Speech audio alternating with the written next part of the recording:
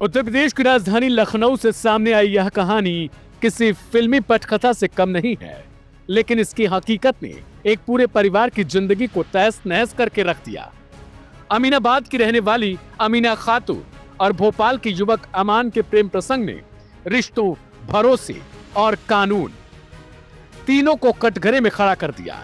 Police जांच में जो परतें खोली वे चौंकाने वाली हैं और यह दिखाती हैं कि प्यार के नाम पर कितनी खतरनाक साजिश रची जा सकती है।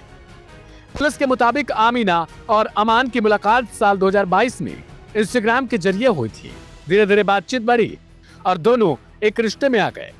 अमीना अलीगढ़ मुस्लिम यूनिवर्सिटी से ग्रेजुएट है, जबकि अमान की बात करें तो वो भोपाल से बीटेक की डिग्री हासिल करके रखी है।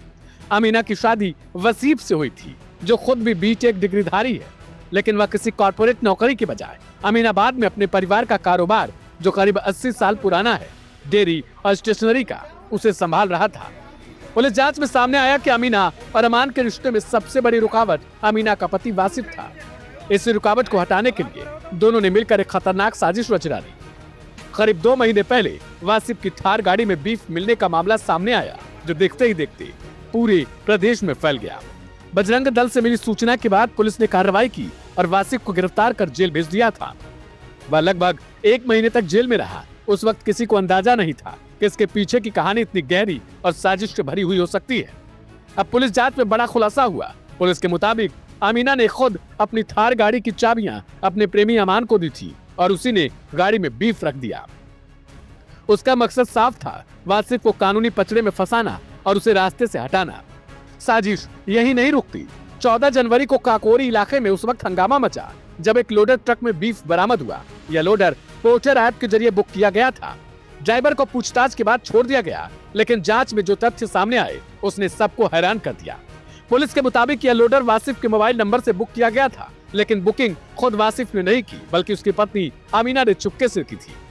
लोडर में रखे कार्टून में करीब 12 किलो बीफ थे, जिसे भोपाल से लाया गया और उसे वहां अमान ने ही रखा था। इस पूरे मामले में सबसे सनसनीखेज खुलासा यह हुआ कि अमान ने खुद को राहुल नाम का एक हिंदू युवक बताकर बजरंग दल की सदस्यता ले ली थी।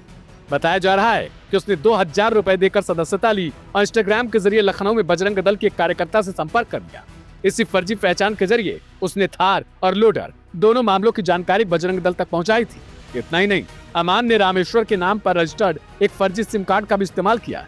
यह सिम 30 दिसंबर को एक्टिवेट हुआ, 14 जनवरी को डीएक्टिवेट कर दिया गया।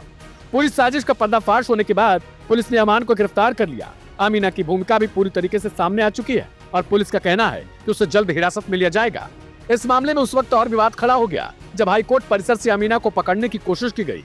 इस दौरान हुए हंगामे के बाद 2 सब इंस्पेक्टर और एक कांस्टेबल को सस्पेंड कर दिया गया। उनके खिलाफ 2 एफआईआर भी दर्ज कर ली गई। फिलहाल लखनऊ पुलिस अमान से गहन पूछताछ कर रही है। यह पूरा मामला अब सिर्फ एक प्रेम प्रसंग का नहीं रहा, बल्कि भरोसे के कत्ल, साजिश और कानून के दुरुपयोग की एक खौफनाक मिसाल बन चुका है, जिसने कई सवाल भी खड़े कर दिए।